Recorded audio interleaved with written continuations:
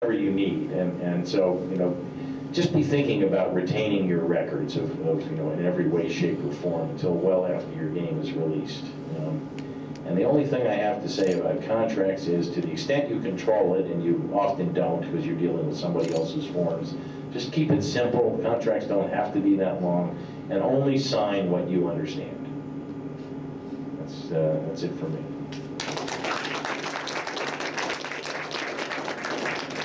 We have a few minutes here, and I think this would be a good time if anybody in the audience had any questions for anybody on the panel, or for us to bounce around, unless anybody here wants to comment on what I just said. I just wanted to comment. So Fred represented me a couple of times in the States, and if you ever have any idea to make the contract for licensing, assignment, or fundraising, he's a great guy to do it. Thank you. Я хотел по-русски быстро добавить, то, что мы тоже работали с Фредом очень успешно, он нам помогал много. Мы для себя поставили такой барьер 10% от суммы. 10% от суммы сделки, и мы считаем, что мы готовы потратить 10% от суммы сделки для того, чтобы эту сделку защитить. Если мы говорим о сделке в миллион, то мы готовы, наверное, потратить вплоть до $100 тысяч для того, чтобы эту сделку обеспечить и гарантировать ее исполнение. Иначе получается, что у нас сумма сделки большая, но при этом мы сидим и надеемся, что нас пронесет, и никто не придет к нам с иском и так далее.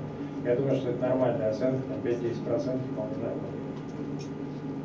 I would like to add a few points about the insurance policy. I think it's very important. It's getting more and more important as we've been talking about licenses, etc. Very often a contract with a Western publisher or partner requires an insurance of that sort or another sort. And it is true that you need a legal entity in the States to get this insurance, but not exactly true. Technically, there are 2 or 3 Russian insurance companies which have branches of international insurance companies that can provide you this type of insurance, but it's going to cost you about 50 times more than the numbers that Fred showed. But still, you have an option. Maybe there's a reason why you cannot have a U.S. legal entity, and you must do a contract with a Russian firm here. So, you have to spend big bucks, but you can do it. Я добавлю кое-что по-русски. История, которую рассказывал Коля и Фред, очень правильная. Вступая в контрактные отношения с западным партнером, вы берете на себя обязательства, в том числе о чистоте контента. Одна из историй компании из территории бывшего Советского Союза, которая делала гоночную игру, закончилась тем, что зарубежный издатель перевернул огромный многомиллионный иск за нарушение одного лишь названия, которое использовали в этой игре. Просто там взяли одно из названий маленького городка, использовали его. Юристы из издателя пропустили, хотя должны были проверить. Издатель очень большой. Но обязанности по контракту следить за чистотой контента лежали на девелопере. Девелопер не получил роялти, не получил даже финальный платеж за продукт. Поэтому вопрос страховки очень важный. Спасибо Фреду за эту идею. Кстати, у нас была похожая ситуация, когда... So we have a pretty similar case with the Heroes of Might Magic 5, when we had to deal a lot with the Games Workshop, but we finalized the settlement, so it was pretty easy, actually.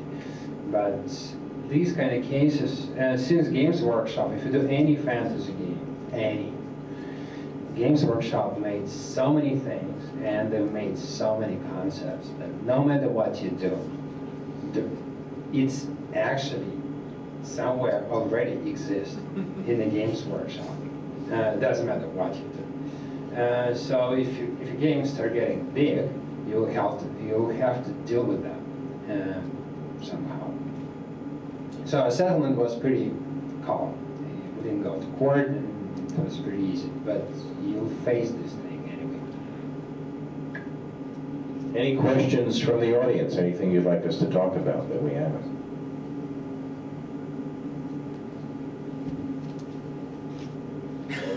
I think everybody's afraid to speak English. You can speak in Russian. That's okay. Go ahead. I have a translator whispering in my ear here. Ну ладно, как хотите.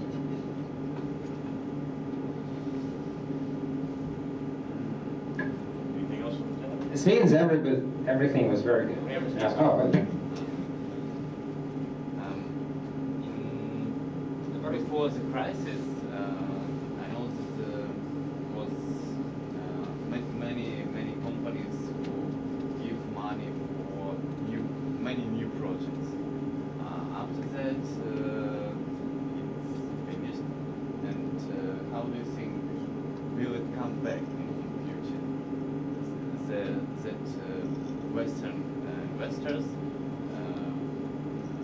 continue to invest money and excuses are developers. This question too. To all of you, who can I answer? can give you my impression, actually. I think that the investment in development stopped before the crisis, I mean, on a big scope, because most of the developers here were doing PC games, and this PC market went dead in 2006 or something. So this was the time when it was finished. But there are certain niches where it still exists, like casual games, social games, some other games, but and consoles as well. But I don't see any big way to return of this funding of the project from international publishers.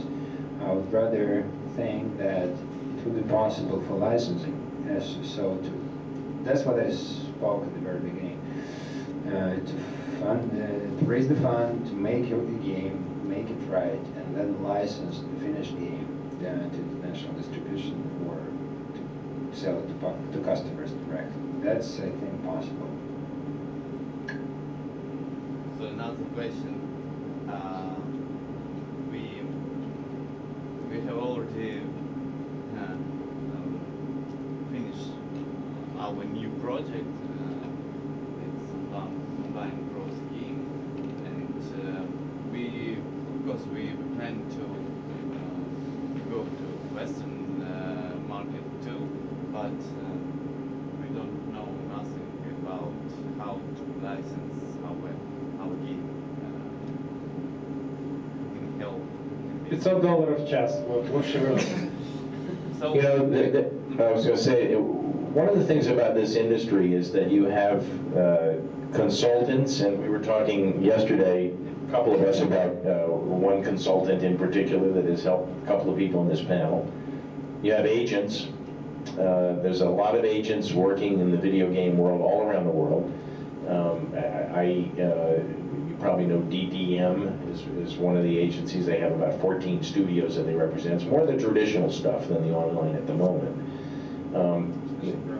Yeah, and you've got some lawyers do more pitching than others.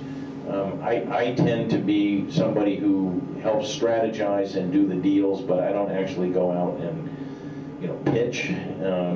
There are also investment bankers, and throughout Europe and across the United States, there are plenty of people that want to get involved in the video game world. There is, and I think Sergey is going, there's a licensing show in every year that takes place in Las Vegas, which is the International Licensing Show from June 8th to 10th. Those of you that might be going to E3, which is the following week in Los Angeles, might want to consider going early, because they've really built up a substantial presentation and portfolio and hall based on licensing in the interactive world. And there's all sorts of different agents there and people that are involved in doing that. Now, Sergey said something early on, which he says is, you should know where to find the money. So I think it's a good question. What do you do? Where do you go, any of you, if you are not already successful like the people in this panel are, and you're trying to get your first or second game off the ground, and you think you have a good idea? What do you do? And